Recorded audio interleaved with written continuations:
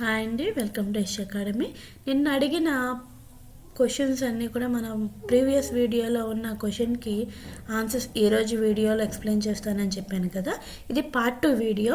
ఇది ఫాలో అవ్వని వాళ్ళు ఒకసారి పార్ట్ 1 వీడియోని ఓపెన్ చేసి చూసి నెక్స్ట్ ఈ వీడియో చూస్తేనే మీకు అర్థమవుతుంది.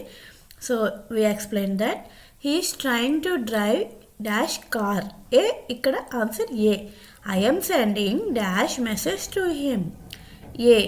She gave dash cup of tea. A. I saw dash elephant. And these are dash Himalayan mountains. ఇక్కడ ది ఇది వర్డ్లో ఒకటే ఉండేది కదా, సో ఇక్కడ ది వస్తుంది. There is dash whole in on the blue. And he is an European. Mr. John is an American. India is an independent country. Kishore is the best student. The best student is the exclamatory sentence. The sun rises in the east. The rose is lovely flower. First step dash వచ్చిన అక్కడ the వస్తుంది. He has a car. She is the cleverest girl. Exclamatory sentence. Oh, what a fool you are. Mr. Swapna likes to live in an open air. Tirumala is A holly place. ఇక్కడ car అనేది C అనేది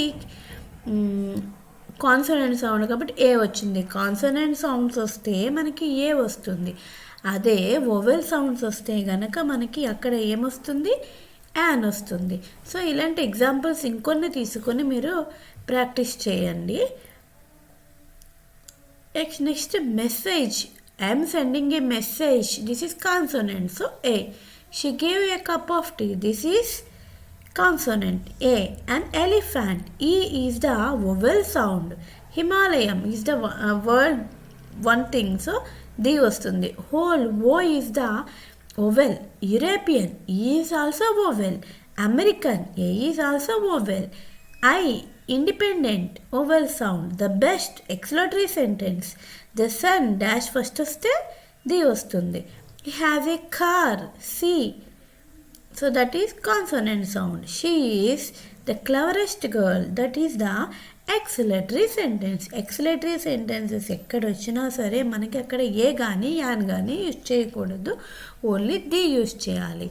and that ఎక్కడైతే first dash వస్తుందో అక్కడ కూడా మనం the కానీ దా కానీ యూజ్ చేస్తాం. ది దా యూజ్ ఎక్కడ ది అనాలి, ఎక్కడ దా అనాలి అనే దాని గురించి కూడా మన ఛానల్లో ఒక వీడియో ఉందండి. ఒక ఛానల్లోకి వెళ్ళి ఒకసారి చెక్ చేయండి.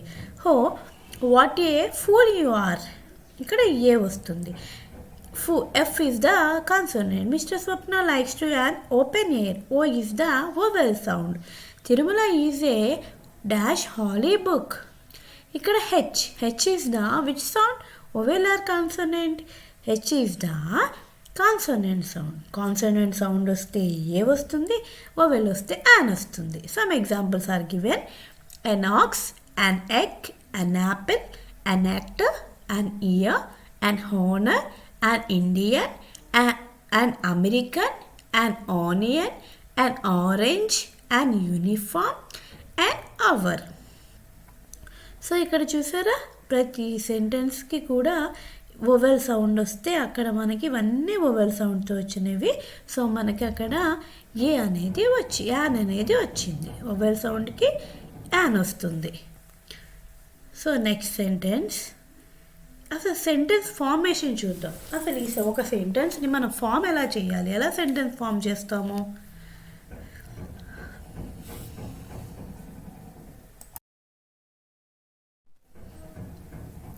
సో ఫస్ట్ సెంటెన్స్కి స్మాల్ సెంటెన్స్ చెప్తాను.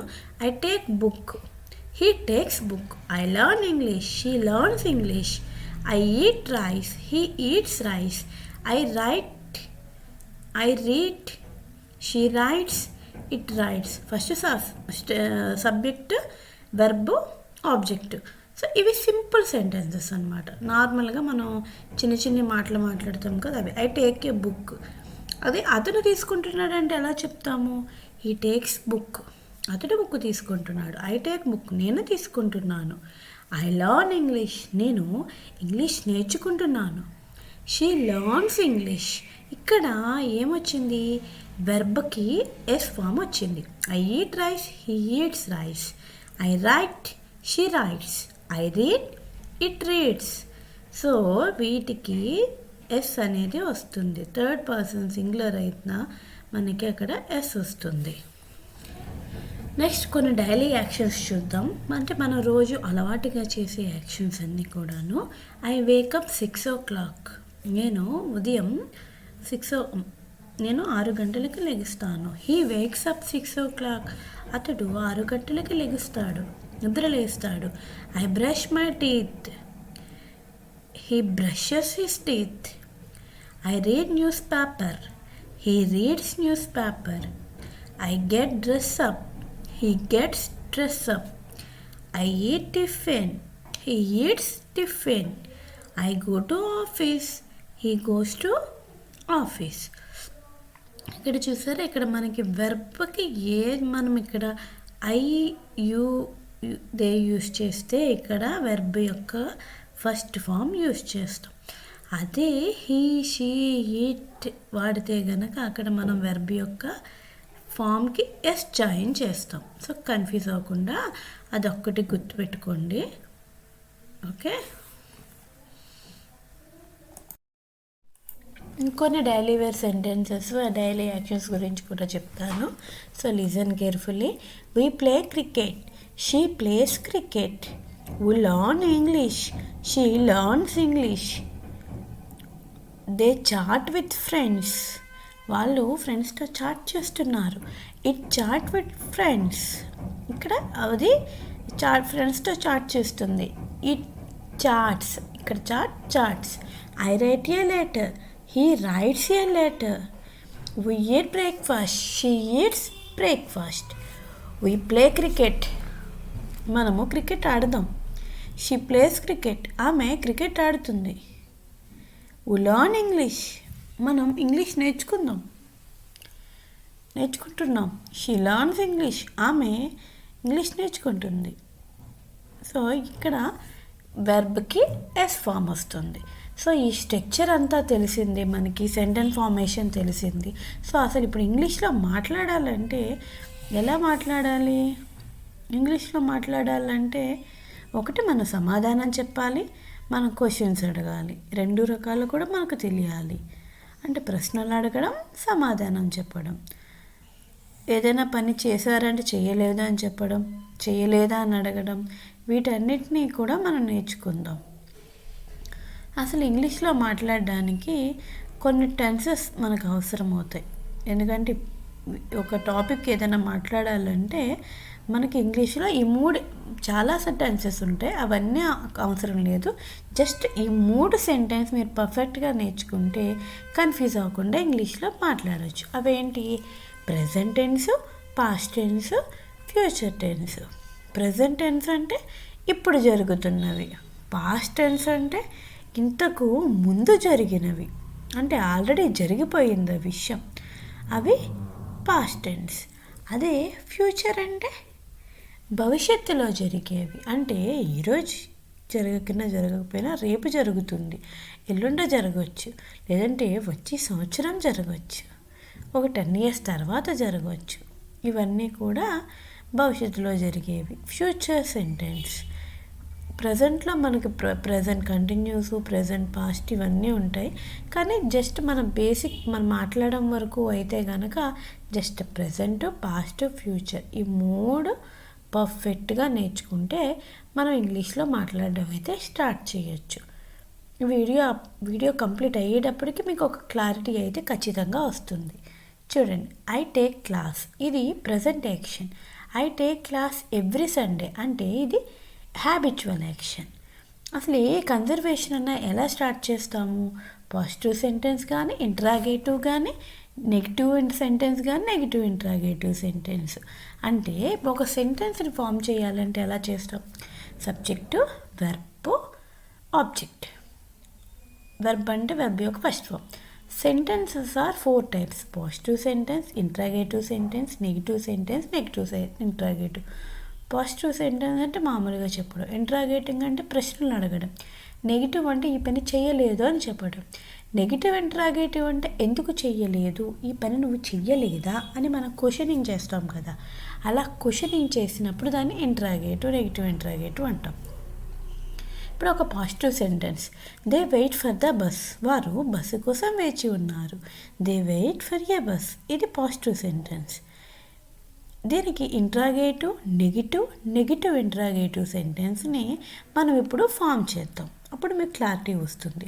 They wait for bus, do they wait for the bus, they don't wait for the bus, don't they wait for bus. అంటే they wait for the bus, వాళ్ళు bus కోసం వేచి ఉన్నారు. Do they wait for the bus, వాళ్ళు bus కోసం వేచి ఉన్నారా, మనం ప్రశ్నిస్తున్నాం. They don't wait for bus, వాళ్ళు బస్సు కోసం వేచి ఉండడం లేదు. They don't they wait for bus, వాళ్ళు బస్సు కోసం వేచి ఉన్నారా, ఉండడం లేదా అని క్వశ్చనింగ్ అనమాట. ఇప్పుడు they wait for the bus అనేది ఏమవుతుంది, మనం పాజిటివ్గా మాట్లాడుతున్నాం. Do they wait for the bus అనేది క్వశ్చన్, ప్రశ్నిస్తున్నాం. వాళ్ళు ఉన్నారా, వాళ్ళు వెయిట్ చేస్తున్నారా, వాళ్ళు చేశారా, వాళ్ళు తిన్నారా, వాళ్ళు పాడారా, ఇలాగ ఏదైనా ప్రశ్నలు అడుగుతున్నప్పుడు ఈ డూ అనేది ఫస్ట్కి వస్తుంది. అంటే నేను చేస్తాను అని చెప్పడం పాజిటివ్, నేను చేస్తానా ఇంట్రాగేటివ్, నేను చెయ్యను నెగిటివ్, నేను చెయ్యనా ఇది నెగిటివ్ ఇంట్రాగేటివ్. ఐ డూ, నేను చేస్తాను. డూ ఐ, నేను చేస్తానా. ఐ డోంట్, నేను చెయ్యను. డోంట్ ఐ, నేను చెయ్యనా. Some examples are given.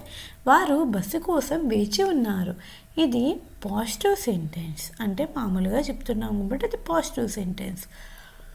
వారు బస్సు కోసం వేచి చూస్తున్నారా, ఇది ఇంట్రాగేటివ్ సెంటెన్స్, ప్రశ్న. వారు బస్సు కోసం వేచి ఉండడం లేదు, ఇది నెగిటివ్ సెంటెన్స్, వాళ్ళు ఆ పని చేయడం లేదు అని చెబుతున్నాం. వారు బస్సు కోసం వేచి ఉండడం లేదా, ఇది నెగిటివ్ ఇంట్రాగేటివ్. వాళ్ళు ఈ పని చెయ్యడం లేదా అంటే ఆ పని వాళ్ళు చెయ్యడం లేదా అని మనం ప్రశ్నిస్తున్నాం, నెగిటివ్ని నెక్స్ట్, ఆమె ఇంగ్లీష్ నేర్చుకుంటుంది, ఇది పాజిటివ్ సెంటెన్స్, అంటే ఆమె నేర్చుకుంటుంది అని మనం చెప్తున్నాం కాబట్టి ఇది పాజిటివ్ సెంటెన్స్. ఆమె ఇంగ్లీష్ నేర్చుకుంటుందా, ఇది ప్రశ్నిస్తున్నాం. ఆమె ఇంగ్లీష్ నేర్చుకుంటుందా అని మనం ప్రశ్నిస్తున్నాం. దీన్ని ఏమంటాము, ఇంట్రాగేటివ్ సెంటెన్స్. Interrogative sentence. ఆమె ఇంగ్లీష్ నేర్చుకోవడం లేదు, ఆమె ఇంగ్లీష్ నేర్చుకోవడం లేదు, ఇది నెగిటివ్ సెంటెన్స్. ఆమె ఇంగ్లీష్ నేర్చుకోవడం లేదా, ఇది ఇంట్రాగేటివ్ సెంటెన్స్. వీటికి మనం ఇంగ్లీష్ మీనింగ్స్ చూద్దాం. ఆమె ఇంగ్లీష్ నేర్చుకుంటుంది, she learns English, positive sentence. ఆమె ఇంగ్లీష్ నేర్చుకుంటుందా, డస్ షీ లర్న్ ఇంగ్లీష్, ఇక్కడ లర్న్స్ అనకూడదు, లర్న్ ఇంగ్లీష్ అనాలి, ఇది ఇంట్రాగేటివ్ సెంటెన్స్. ఆమె ఇంగ్లీష్ నేర్చుకోవడం లేదు, she does not learn English, ఇది నెగిటివ్ సెంటెన్స్. ఆమె ఇంగ్లీష్ నేర్చుకోవడం లేదా, డస్ నాట్ లర్న్ ఇంగ్లీష్, ఇది నెగిటివ్ ఇంట్రాగేటివ్ సెంటెన్స్. ఈ సెంటెన్స్ అన్నీ కూడా మీరు ఫాస్ట్గా ఇంగ్లీష్లో మీరు చదువుతుంటే మీకు ఈజీగా ప్రాక్టీస్ అయిపోతుంది. సో నెక్స్ట్ సెంటెన్స్, మేము క్లాస్ అటెండ్ అయ్యాము. మేము క్లాస్ అటెండ్ అయ్యాము, దిస్ ఈజ్ పాజిటివ్ సెంటెన్స్. మేము క్లాస్ అటెండ్ అవ్వలేదు, అవ్వామా అని అడుగుతున్నాం, క్లాస్ అటెండ్ అయ్యామా, ఇది ఇంట్రాగేటివ్ సెంటెన్స్. నెక్స్ట్, మేము క్లాస్కి అటెండ్ అవ్వలేదు, ఇది నెగిటివ్ సెంటెన్స్. మేము క్లాస్కి అటెండ్ అవ్వలేదా, ఇది నెగిటివ్ ఇంట్రాగేటివ్ సెంటెన్స్. మేము క్లాస్కి అటెండ్ అయ్యా మనం పాజిటివ్గా చెప్తున్నాం. మేము క్లాస్కి అటెండ్ అవ్వామా అంటే ఇది ప్రశ్నిస్తున్నాం. మనం అయ్యామా లేదా మనకు క్లారిటీ లేను, అయ్యామా అని మనం ప్రశ్నిస్తున్నప్పుడు అది ఇంట్రాగేటివ్ సెంటెన్స్. మేము క్లాస్కి అటెండ్ అవ్వలేదు, ఈ పని మనం చేయలేదు, ఇది నెగిటివ్ సెంటెన్స్. మేము క్లాస్కి అటెండ్ అవ్వలేదా, ఇది negative interrogative sentence. So next sentence, మేము క్లాస్కి అటెండ్ అయ్యామా. ఇప్పుడు దీన్ని మనం ఇంగ్లీష్లో మాట్లాడదాం. ఎలా చెప్పాలి, we are attend the class, we are attend the class, this is positive sentence. మేము క్లాస్ అటెండ్ అయ్యానా, do we attend the class ఇది ఇంట్రాగేటివ్ సెంటెన్స్. మేము క్లాస్కి అటెండ్ అవ్వలేదు. We don't attend the class ఇది నెగిటివ్ సెంటెన్స్. మేము క్లాస్కి అటెండ్ అవ్వలేదా? Don't we attend the class ఇది negative interrogative sentence. So next see another sentence. He plays cricket. This is positive sentence. He plays cricket. అతడు cricket ఆడతాడు. Does he play cricket? అతడు cricket ఆడతాడా? ఇదే sentence అవుతుంది interrogative. He does not play cricket. అతడు cricket ఆడడు. Negative sentence. Does not he play the cricket? ఇది negative interrogative sentence. So ఈ 4 కూడా ఫాస్ట్గా చదివితే మీకు వస్తుంది, ఈజీగా ఉంటాయి. See, he plays the cricket. He plays the cricket. Positive sentence. Does he play the cricket? Interrogative sentence. He does not play cricket. Negative sentence. Does not he play cricket? Negative interrogative sentence. He plays the cricket. He plays the cricket అంటే అతడు cricket ఆడుతున్నాడు. Does he play the cricket? అతడు cricket ఆడుతున్నాడా? He does not play the cricket. అతడు cricket ఆడడం లేదు. Does not he play the cricket? అతడు cricket ఆడడం లేదా? లేదా దే కండక్ట్ ద ఇంటర్వ్యూ. వాళ్ళు ఇంటర్వ్యూ కండక్ట్ చేస్తున్నారు. That is positive sentence. Do they conduct the interview? వాళ్ళు ఇంటర్వ్యూని కండక్ట్ చేస్తున్నారా? ఇది interrogative sentence. They don't conduct the interview. వాళ్ళు ఇంటర్వ్యూని కండక్ట్ చేయడం లేదు. This is negative sentence. Don't they conduct the interview? వారు ఇంటర్వ్యూని కండక్ట్ చేయడం లేదా? This is the negative interrogative sentence. ఇప్పుడు వీటికి మన తెలుగు మీనింగ్స్ మీరు ప్రిపేర్ చేసుకోండి. Next, she give the answer. ఇది positive sentence. Does she give the answer? ఇది interrogative sentence. She does not give the answer. Negative sentence. Does not she give the answer? ఇది negative interrogative sentence. She give the answer అంటే ఆమె సమాధానం ఇస్తుంది. ఇది positive sentence. Does she give the answer? ఆమె సమాధానం చెప్తుందా? ఇది interrogative. She does not give the answer. ఇది negative sentence. Does not she give the answer? ఇది నెగిటివ్ ఇంట్రాగేటివ్ సెంటెన్స్. ఇక్కడ కొన్ని డబుల్-H క్వశ్చన్స్ ఇచ్చాను, ఇవి కూడా ప్రాక్టీస్ చేయండి. What do you learn? నువ్వు ఏమి నేర్చుకున్నావు? Why do you go? నువ్వు ఎందుకు వెళ్తున్నావు? Wear do you go? నువ్వు ఎక్కడికి వెళ్తున్నావు? When do you go? నువ్వు ఎప్పుడు వెళ్తున్నావు? How do you go? నువ్వు ఎక్కడికి వెళ్తున్నావు? How does he come? అతను ఎట్లా వస్తాడు? Who helps you? నీకు ఎవరు సహాయం చేస్తారు? When does she go? ఆమె ఎక్కడికి వెళుతుంది? ఎప్పుడు వెళుతుంది?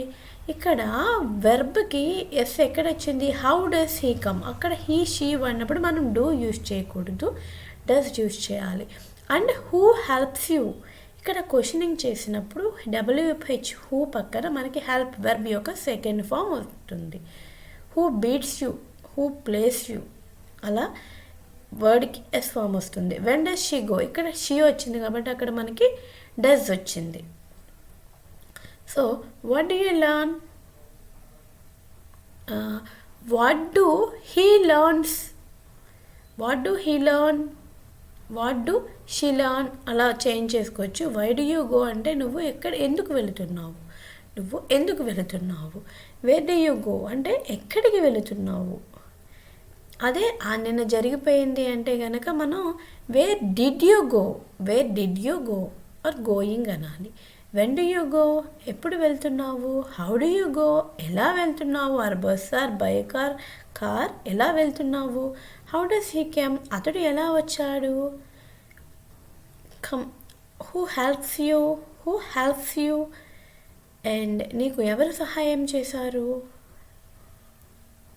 వెన్ డస్ షీ గో ఎప్పుడు వెళ్తుంది ఆమె ఎప్పుడు వెళ్తుంది?